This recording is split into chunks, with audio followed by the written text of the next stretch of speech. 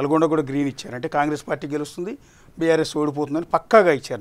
నల్గొండ కూడా హాట్ కేకే సీటు, ఎందుకంటే 7 ఎమ్మెల్యేలు ఉన్నారు కదా, ఆడ కమ్యూనిస్టు వాళ్ళు ఎక్కువగా ఉంటారు. ఎంత లేదన్నా ఒక 40-50 వేల మెజారిటీ కమ్యూనిస్ట్ ఉంటే, కమ్యూనిస్ట్ కాంగ్రెస్ అలయన్స్ అయిపోయింది కాబట్టి వాళ్ళు వేరే వాళ్ళకి ఓటేసే అవకాశం. ఆల్రెడీ సిట్టింగ్ ఎంపీ స్థానం కూడా కాంగ్రెస్ ఉత్తమ్ కుమార్ రెడ్డి గారికి ఇన్ఛార్జ్ ఇచ్చారు. వాళ్ళ అప్పుడు పోయినసారి వాళ్ళకి వచ్చిన 3,50,000 మెజారిటీ.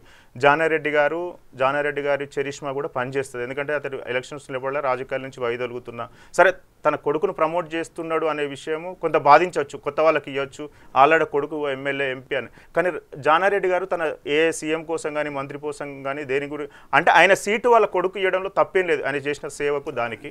కాకపోతే ఒకటి ఎక్స్ట్రా సీట్ వచ్చింది కాబట్టి ఇప్పుడు రఘువీర్ రెడ్డి ప్రజలకు ఎట్లా చేస్తాడు, సేవ ఎట్లా చేస్తాడు, ఆయన లోకల్ మేనిఫెస్టో ఏంది, తర్వాత ఉద్యోగాలు ఎట్లా కల్పిస్తారు, గవర్నమెంట్తో గెలిచిన తర్వాత సమన్వయం ఎట్లా ఉంటాడు అనేది మాత్రం చాలా ముఖ్యమైన అంశం అండి. రఘువీర్ రెడ్డి కొత్త అనే ఒక్క డిసడ్వాంటేజ్, ఆయనకి 25 సంవత్సరాల నుంచి ఉంది కానీ ఎప్పుడు పబ్లిక్ మధ్యలో డైరెక్ట్ గా ఎన్నికల్లో పోటీ చేయలేదు. సోషల్ మీడియాలో కూడా రఘువీర్ రెడ్డి కొంచెం వీక్ ఉండడం వల్ల ఒక జానారెడ్డి కొన్న నల్గొండ జిల్లాలో జానారెడ్డికున్న ఆ మంచి పేరు, ఉత్తమ్ కుమార్ రెడ్డి క్యాపబిలిటీ, ఇవన్నీ కలిసి రఘువీర్ రెడ్డిని లిఫ్ట్ చేసేది ఉత్తమ్ కుమార్ రెడ్డి, కోమటిరెడ్డి వెంకటరెడ్డి గారు, తర్వాత జానారెడ్డి గారి చరిష్మా, అక్కడ ఉన్నటువంటి కాంగ్రెస్ క్యాడరు బయటపడేస్తుంది. కానీ గెలిచిన తర్వాత రఘువీర్ రెడ్డి గారు ఆ పర్ఫార్మెన్స్ ఎట్లా క్యారీ చేస్తారు, వీళ్ళు ఇచ్చినటువంటి ప్రమోషన్ అనేది మాత్రం వెరీ వెరీ ఇంపార్టెంట్.